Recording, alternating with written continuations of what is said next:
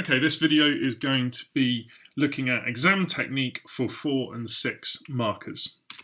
So you've got 3 papers in sociology. Your 4 and your 6 markers come in paper 1, and they are your first 2 questions for paper 1. They are not in paper 2, and they are your first 2 questions on paper 3. So just paper 1 and paper 3. Now, crime and deviance you do in year 13, at the end of year 12 or the start of year 13, and obviously education you've done already. And overall, it means you got 20 marks for these short answer questions. So they are quite important. They're as important as getting a good 20 marker right. So what is a 4 and a 6 marker? Well, they ask you to outline 2 or 3 of something. If it's a 4 marker, they're asking for 2. And if it's a 6 marker, they're asking for 3. It is testing your AO1, so that is your knowledge and your understanding. There is no evaluation here. There is no analysis. You should not be going into any depth. You should not be giving examples of theories.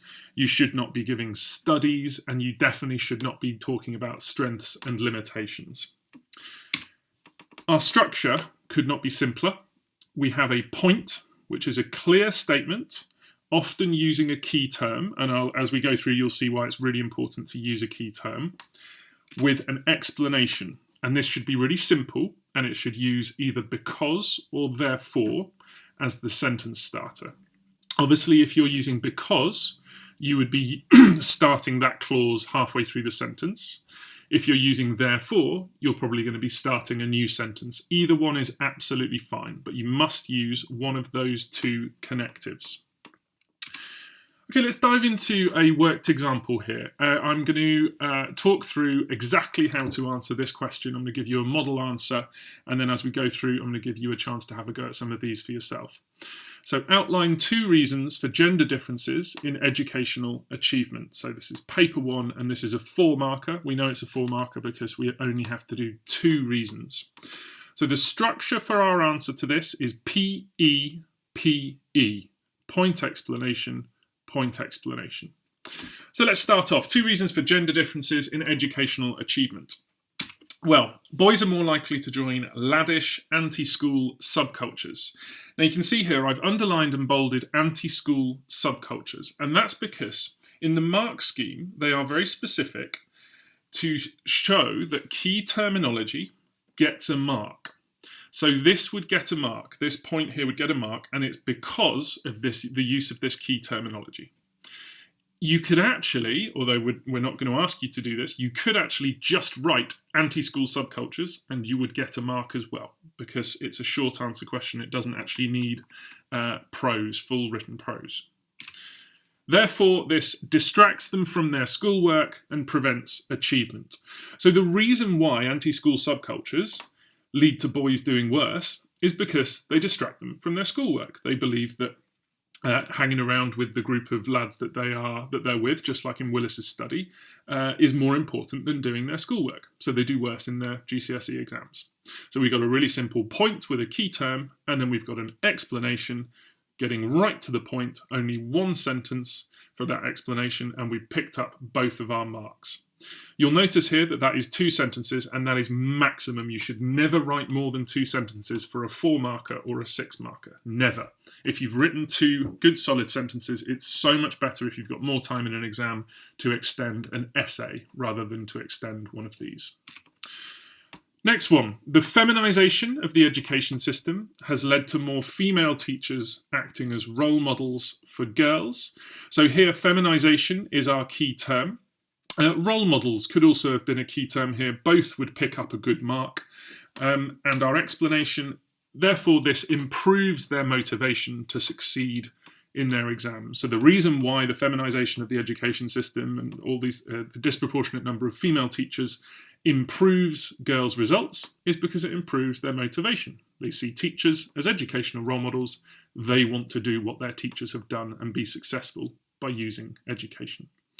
So this would be a clear 4 out of 4. You would only have 6 minutes to do that in the exam. However, when you get really fast at this, most students can do this within 3 to 4 minutes. And so it is actually a good opportunity to pick up some time in the exam, in an exam that is quite time poor. So you'd have 6 minutes to do an answer like that. Okay, I want you to have a go at this one yourself. So I want you to pause the video and see if you can come up with 3 ways marketisation policies may lead to inequality in the education system.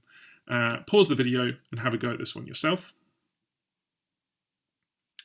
Okay, now hopefully you've had a chance to do that, and let's talk through what a really good answer would be. It doesn't mean that your answer is wrong, because there are actually loads of possible answers here. I'm going to talk through some model responses. Schools are encouraged to cream skim. Now that's another key term. You would get an immediate tick for using that in your point. Therefore, that sentence starter again, therefore, the best schools are able to disproportionately attract students from the middle class. So a nice clear explanation using another key term in that second explanation as well, just to help us, and that would easily pick up 2 marks. League tables clearly display which schools are performing well and badly. So again, league tables, lovely key term there. Again, that would immediately pick up a mark as a marketisation policy. Therefore, this encourages middle-class parents to move close to high-performing schools in order to be in the catchment area.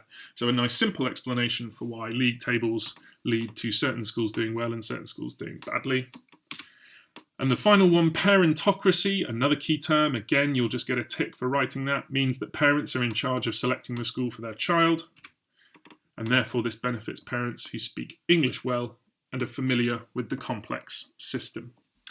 So I'm sure you might have other possible answers. If you followed that clear structure of point with a key term, and then therefore or because as your explanation, using as many key terms as you can, you will easily pick up those marks. So here are a few more examples for you to try. Outline and explain 2 ways cultural deprivation may impact on educational achievement. That's been in a past paper before. Outline and explain 2 ways the education system may support the economy. That's actually a question about the role of education. So you've got to think about the Marxists and the functionalists there. Outline and explain 3 reasons for gender differences in subject choice. Again, nice and simple, that one, a lot to do with socialisation. And outline and explain 3 ways gender identity may impact on educational achievement. Just remember, on a quick side note, whenever gender identity is mentioned, people tend to go straight to girls, but don't forget that boys have a gender identity as well. Okay, if you look at the mark scheme just to finish off, you'll see here just how straightforward and simple the marking of this is. So I'll just give you a second just to read this over. Just pause the video and give this a good read. Okay, and hopefully what you've seen there is that the answers to this question, three ways in which factors within schools may shape gender differences in subject choice, they can be really short as long as they are really clear and to the point. Look at that first bullet point, peer group pressure, brackets 1 mark. So just for writing peer group pressure, we've got a mark, and then leads to boys and girls choosing subjects which reflect stereotypical gender identities, 1 mark. That stereotypical gender identities is the sort of second key term that has ended up picking up the explanation mark. Okay, use the textbook. There's lots of 6 markers at the end of each education chapter. There's more 6 markers in the sample exam questions at the end of the book. And also, we've sent out to you the booklet that has lots more 4 and 6 mark questions for you to try. Feel free to email myself with any 4 and 6 markers that you do before your exam, and I will try and help you out. Hope that was helpful.